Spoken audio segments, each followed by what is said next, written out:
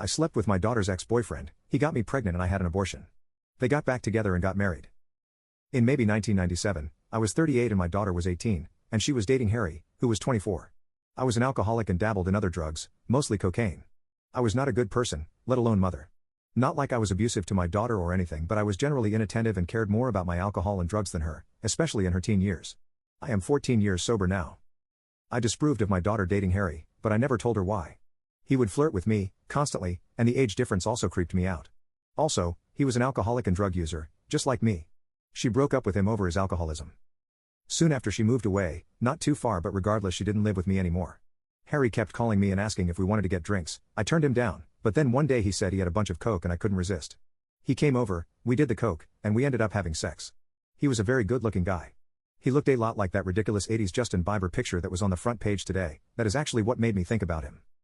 For the next few months, maybe like 3 to 4 months, he would sometimes come over and we would have sex and do drugs and get drunk together. Any drug addict knows what that is like to have a drug addict buddy in that way. Then I got pregnant. I knew it was by him. I had sex without a condom a few times stupidly. I never told him I was pregnant, and I went and got the abortion and kept it a secret. Anyways, I stopped seeing him after that. It was too weird. I also got sober, for like 4 months, before relapsing. Fast forward 2 years and my daughter contacts me and tells me that she got back with Harry, and that he is fully sober. I was mortified honestly. He was going to tell her that we slept together, and she is going to hate me for life. They came over one day and said hi, and when my daughter was gone, Harry told me that there is no reason to tell her about what happened. I agreed. Whenever I do see them there is always that tension between me and Harry. It's literally the first thing that comes to either of our minds, I can just tell. Not like sexual tension, like why did we have to do that? What the fuck is wrong with us?